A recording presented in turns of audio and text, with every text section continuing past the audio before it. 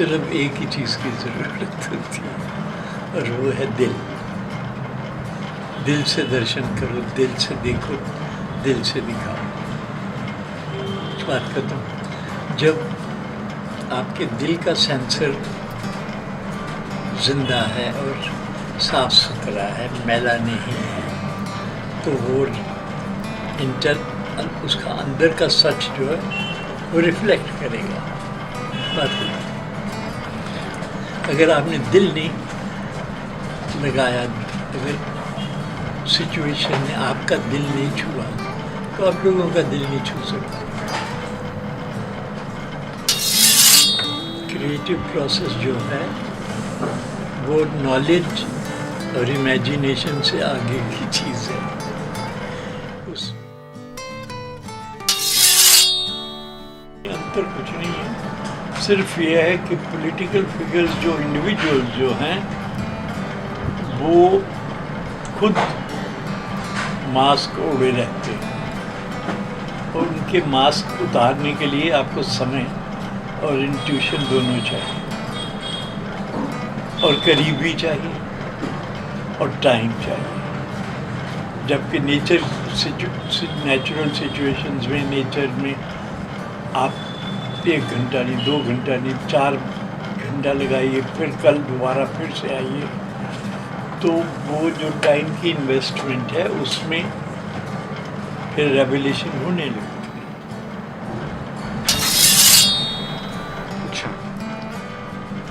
Changes तो सबसे बड़ा चेंज ये है कि हर फ़ोन में कैमरा है, हर कोई तस्वीर खींचता है, हर कोई is some kind of photographer.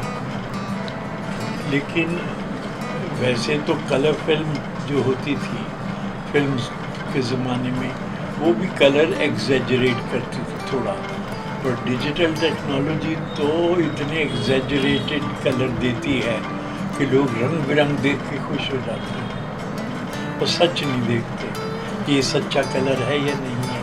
Real life में ऐसा स्काई होता है, रियल लाइफ में ऐसे रेड और ग्रीन होते हैं, या ऐसे चेहरे इस कलर के होते हैं। तो लापरवाही है और एक इंफोटेनमेंट है, चले जा रहे हैं सभी लोग। हर कलर की अपनी इमोशनल और अपीयरेंस की वैल्यू है कि रेड जो है जल्दी से आँख जो है जल्दी पकड़ती है, ब्राइट ग्रीन हो, ब्राइट येलो हो। तो जब आप कलर्स को ब्लैक एंड वाइट में कन्वर्ट करते हैं तो रंगों का शोर शांत हो जाता है, फिर मुद्दे की बात करनी पड़ती है। 2 चीज़ें,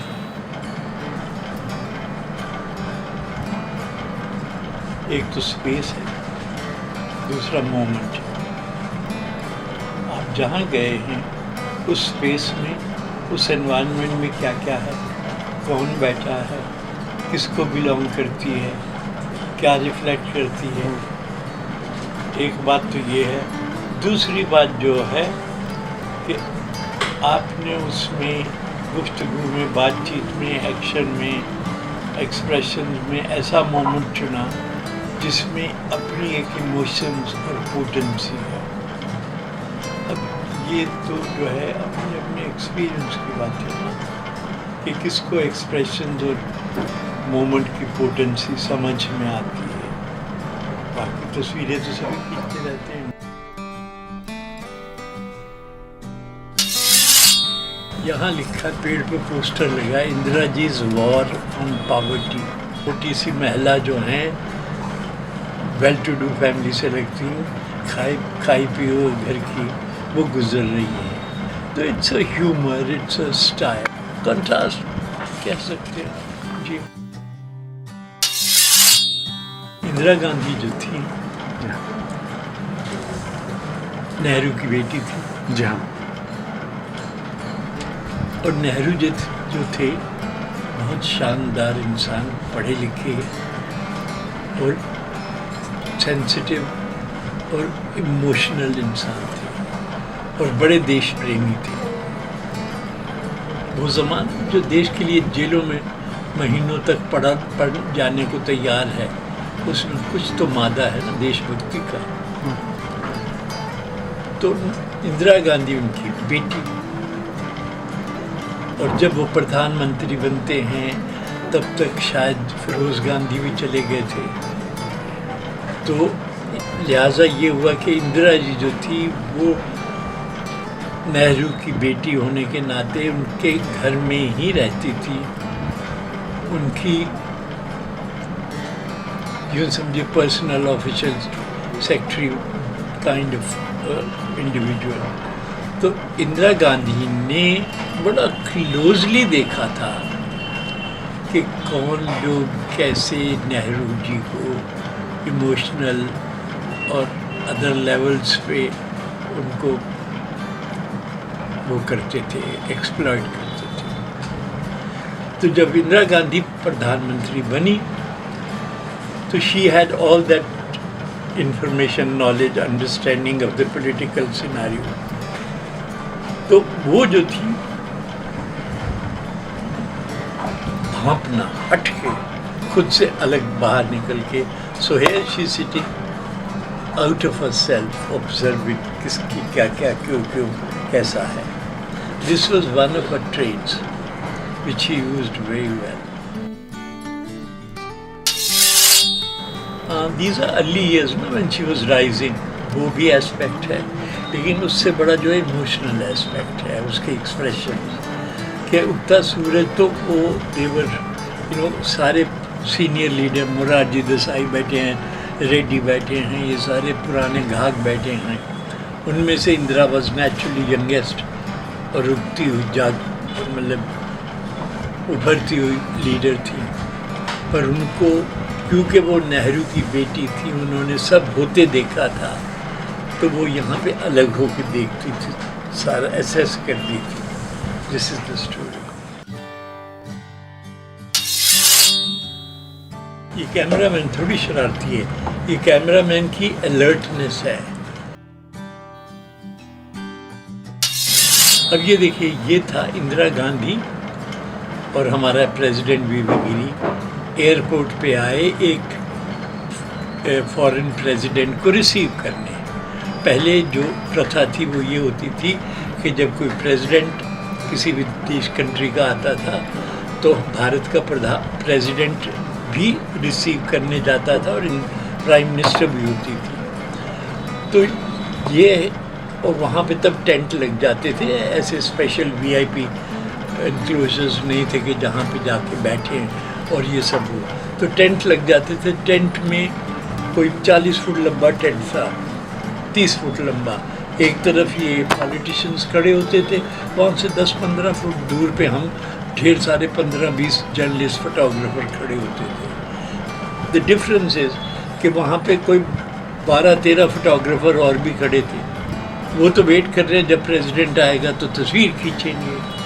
और मैं तो एक्सप्लोरर हूँ, मैं तो दीवाना हूँ, मैं तो ढूंढता फिरता हूँ। तो suddenly Indira Gandhi goes to VV Giri and tells him something which he wanted him to do. Obviously वो जो बात रही होगी टोपी हिलाने वाली थी।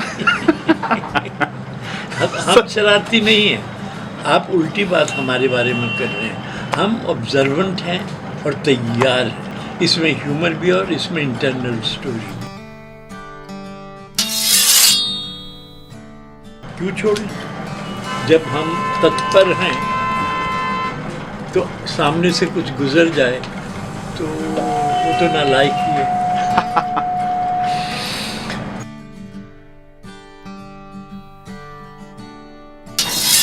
देखिए, अंतर तो ये है कि इनिशियल इयर्स में जब 66 से मैं फोटोग्राफी शुरू किया, फोटो जर्नलिज्म, तो हमारे ज़माने में इंदिरा गांधी प्रधानमंत्री बनी शायद 67 में। उससे पहले इंटरिम प्रधानमंत्री थे अपने गुलजारी लाल जी, बड़े भले आदमी थे। और फिर इंदिरा गांधी का रिजीम जो था शायद वो 18 साल तक, over the years she was the prime minister. तो पर जो उसमें बड़ी बात थी कि हमें एक्सेस जो थी we used to be very close to the leaders when they were meeting or when they were in any given situation. Unlike today, कि आज वो रस्सों के पीछे 50 फुट दूर खड़े होते हैं, 100 फुट दूर, बड़े बड़े लेंसेज लगा के खींचने की कोशिश करते हैं। फोटोग्राफी में कहते हैं if you are not close enough your photograph is not good enough. बात इसीलिए मुझे ये फ़ोटो जर्नलिज्म से जी भरने लगा कि आपको वो एक्सेस तो मिलती नहीं है, आपके पास करीबी तो है नहीं, और अंदर के नुआंसेस को आप क्या पकड़ेंगे और कब पकड़ेंगे जब आपको पता ही नहीं अंदर वो क्या रहा है, आप तो इतना दूर खड़े हैं। जब आज भी फोटोग्राफी करने निकलता हूँ मेरी जवानी उतनी कायम। बहुत सिंपल फंडा है, आप बैंक में आपके पास तनख्वाह आई, पैसा आया कहीं से, या आपके पेरेंट्स ने आपको 25 लाख दे दिया एज योर शेयर, आपने क्या किया 25 लाख पूरे का पूरा बैंक में अच्छे रेट पे लगा दिया। तो जब आपने बैंक में लगाया तो उसका इंटरेस्ट आया। मैं हर रोज़ डेली बेसिस पे मैं जो हूँ इमोशनली, फिज़िकली, स्पिरिचुअली, जब मैं किसी सिचुएशन में जाता हूँ मैं सारे का सारा अपने आप को इन्वेस्ट कर देता हूँ। तो जब मैं इन्वेस्ट करता हूँ तो जो नेचर जो है, जो डिवाइन एनर्जी है, वो आप क्या सोचते हैं, वो आपको रिसीव करके आपको उसकी रिटर्न नहीं देती। सीधी सी बात है। देखिए दिक्कत ये है कि प्रोफेशनल जो हैं और पत्रकार जो हैं वो उतने ही रह जाते हैं। मैं प्रोफेशनल और पत्रकार नहीं हूँ, मेरा धर्म है, और मेरा धर्म है कैमरा की खिड़की से दुनिया के दर्शन करना और कराना। तो वो जो बात है दैट रिजुविनेट्स। ऐसा कैसे हो सकता है कि मैं दिलो जान इन्वेस्ट करूँ और नेचर उसके बदले में मुझे कुछ ना दे। और मैं काहे को मिस करूँगा। देखो फर्क ये है कि अच्छी बात यह है कि मैंने 25 साल तो 25 साल नहीं 35 साल मैंने फिल्म यूज़ की है। अब डिजिटल टेक्नोलॉजी जो आ गई 2000 से, अब 25 साल ये हो गए, तो जो फिल्म यूज़ करते थे फोटोग्राफर्स, उनको फिल्म का कैरेक्टर, फोटोग्राफी की असली बात का पता है, और वो डिजिटल टेक्नोलॉजी को पर्पसफुली यूज़ करते हैं।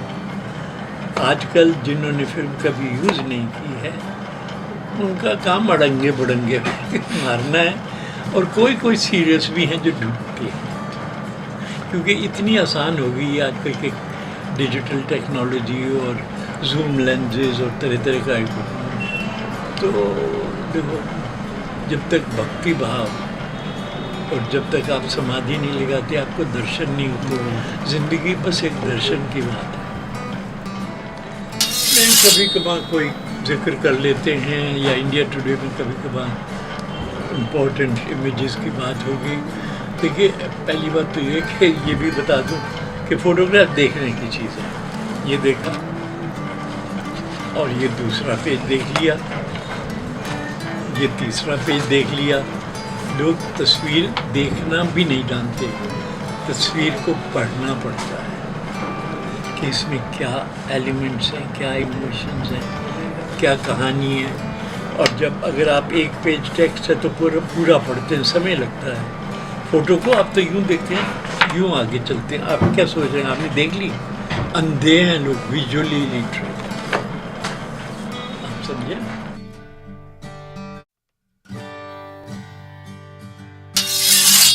नहीं, मैं नहीं सहमत हूँ, क्योंकि देखिए वो तो सब ऑर्गेनाइज करते थे और हम साक्षात बदलते हालात को करते हैं। देखिए जो